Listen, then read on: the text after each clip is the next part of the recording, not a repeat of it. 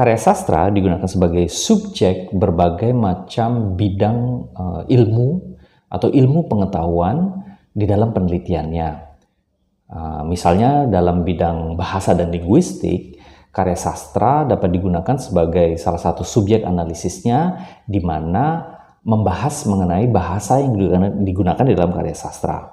Begitu juga misalnya dengan ilmu antropologi atau sosiologi yang menelaah latar belakang budaya maupun sosial yang ada di dalam karya sastra.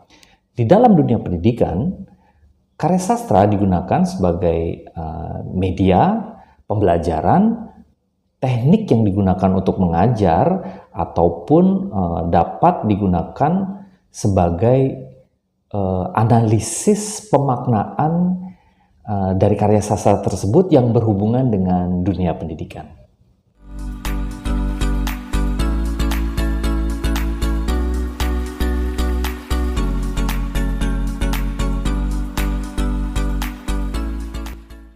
Hi everybody, welcome back to my channel.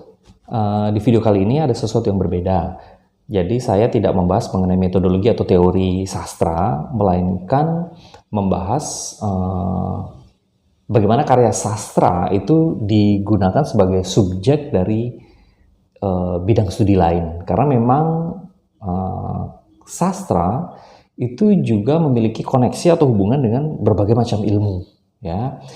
Selain itu, video ini juga sebagai jawaban dari teman kita yang mengetik di komen yang menanyakan tentang bagaimana untuk meneliti apa yang harus dilakukan, diperhatikan dan harus dipersiapkan ketika ingin menganalisis sebuah film yang bergenre atau berhubungan dengan pendidikan. Jadi teman kita ini dari jurusan pendidikan. Nah, saya coba untuk menjawab pertanyaan ini ya. Nah, jadi memang ini masuk dalam ranah pendidikan. Tetapi karena masih berhubungan dengan karya sastra, maka ya kita bisa bahas.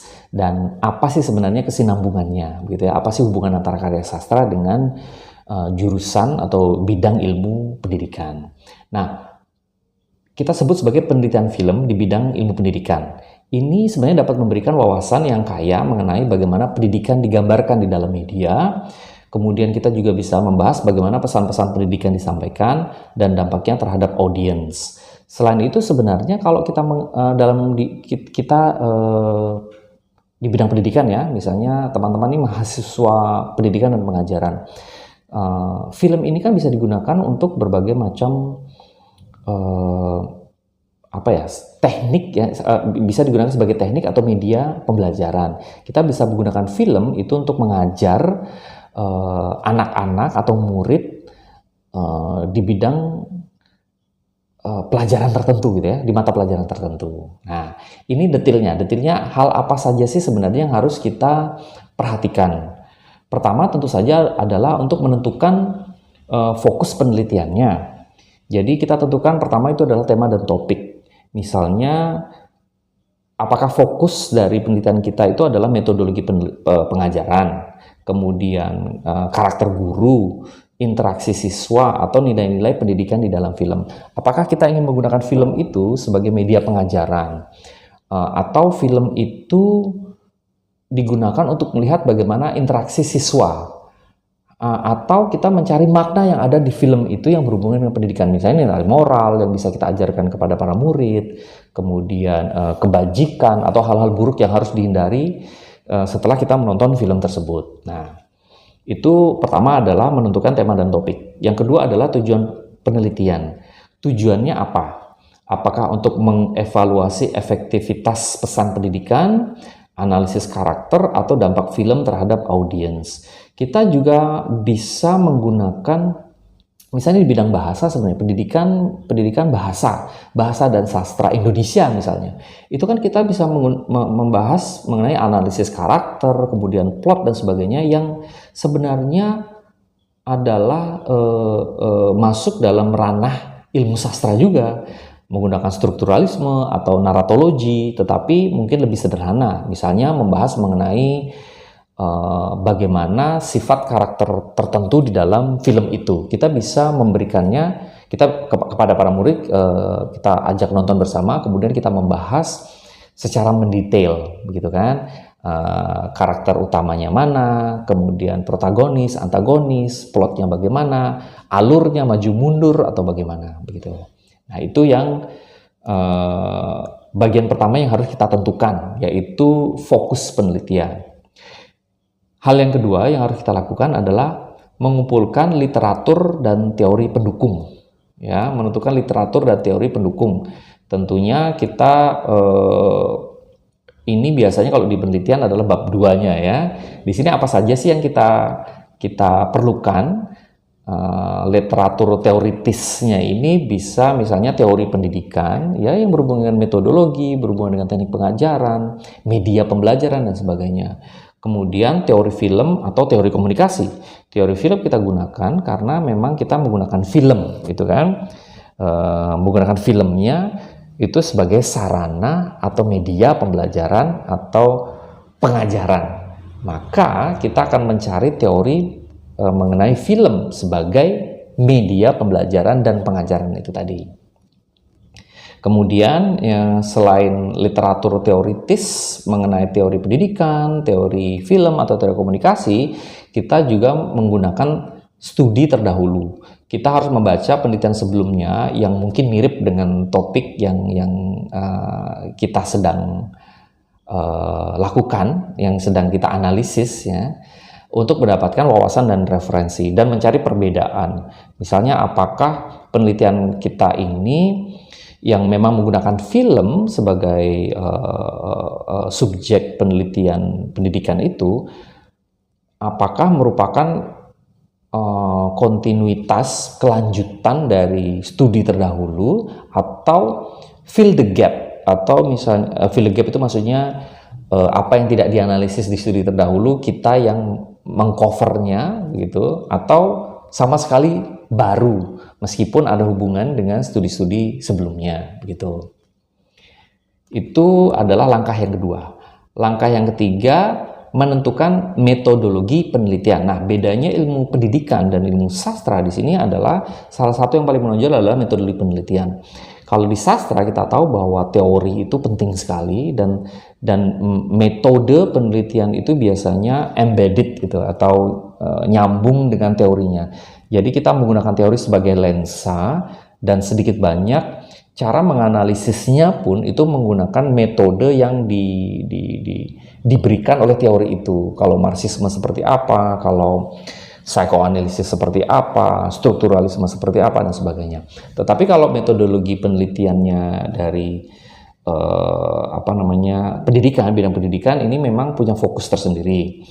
Kita bisa menggunakan beberapa hal, misalnya analisis konten. Kalau analisis konten juga bisa untuk ilmu sastra juga ya.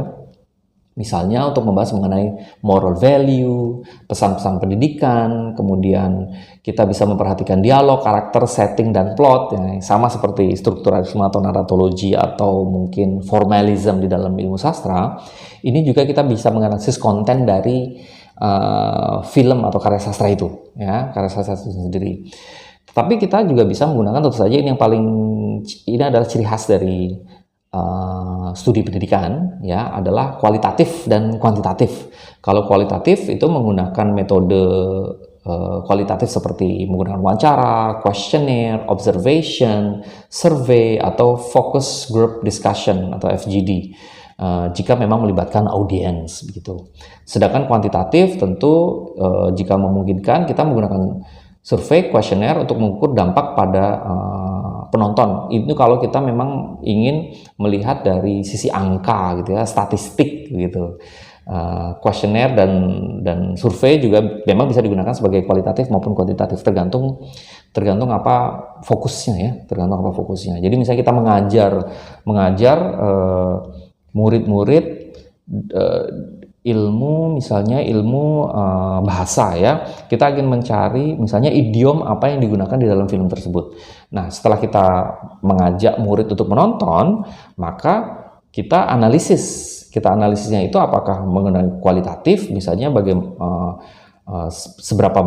seberapa besar murid-murid itu paham gitu ya, atau kuantitatif, seberapa besar mereka mampu untuk memahami, seberapa banyak gitu ya, seberapa besar perkembangannya juga, dan seberapa mampu mereka mengerjakan tes misalnya. Nah, itu kuantitatif ya.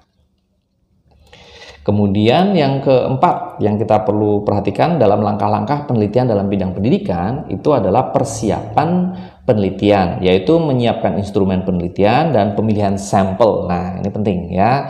Lagi-lagi di bidang pendidikan ini yang ciri khasnya ya, yaitu menyiapkan instrumen penelitian. Kita jika menggunakan survei atau wawancara, siapkan instrumen penelitian yang valid dan reliable. Bagaimana pertanyaannya, bagaimana wawancaranya seperti apa, dan itu harus ada validasinya sehingga survei atau wawancara yang akan kita gunakan itu tepat dan valid gitu ya.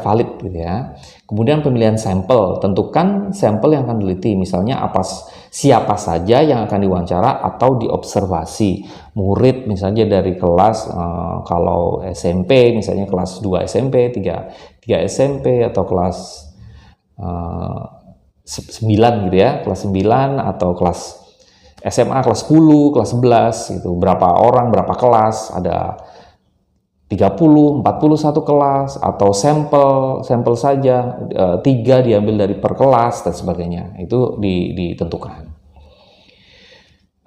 Selanjutnya, langkah kelima adalah pengumpulan data. Pertama yang harus dilakukan adalah tentu saja menonton film secara mendetail. Tonton film apa yang akan diteliti berulang kali untuk memahami secara mendalam. Tergantung kan, mau kita membahas mengenai kontennya, nilai-nilainya, atau misalnya apa ya hal-hal yang ada di dalam film itu yang penting untuk penelitian kita ya, tergantung dari fokusnya tadi. Setelah itu tentu saja mencatat observasi, buat catatan rinci mengenai setiap aspek yang relevan dan fokus penelitian. Ya kalau misalnya juga menggunakan film dan dengan metodologinya adalah kuantitatif, tentu saja yang diperlukan juga adalah misalnya lembar-lembar penelitiannya, kemudian misalnya tesnya ya kan, misalnya pre-test atau post-test gitu ya, kuantitatif begitu. Selanjutnya yang keenam adalah analisis data dan kesimpulan. Nah, ini bagian terakhir. Analisis data terdiri dari mengorganisir data. Misalnya kita mengumpulkan data yang telah diperoleh dan atur sesuai dengan kategori yang ditentukan. Kemudian analisis tematik, lakukan analisis tematik untuk menemukan pola dan tema yang muncul dari data. Dan yang terakhir adalah triangulasi data, yaitu gunakan berbagai sumber dan data untuk memastikan keakuratan dan validitas temuan. Nah, ini tergantung lagi ya analisis datanya. Setelah kita menemukan data-datanya, maka kita akan analisis. Misalnya, seberapa besar film yang kita tonton bersama murid-murid itu menimbulkan motivasi belajar di dalam mereka, di dalam diri mereka. Gitu kan, maka mungkin yang kita gunakan adalah metodologinya adalah kualitatif, mengukur motivasi, apakah mereka menjadi semakin bersemangat begitu, atau misalnya kita menggunakan kuantitatif, misalnya mereka belajar bahasa Inggris mengenai idiom, slang gitu ya, kita berikan pretest. Di pretest itu ternyata nilai rata-rata itu masih di bawah 70 misalnya, dari 50, 60 kemudian. Tapi setelah menonton film tertentu, mereka kemudian mengetahui konsepnya dan bagaimana figurative language itu tadi, bahasa figuratif itu digunakan di dalam percakapan sehari-hari dalam bahasa Inggris. Maka setelah itu post testnya mereka mendapatkan nilai yang jauh lebih baik. Maka itu kuantitatif. Nah, itu analisisnya begitu. Itu adalah bagian yang terakhir ya, bagian keenam. Nah, kita ambil contoh saja misalnya dalam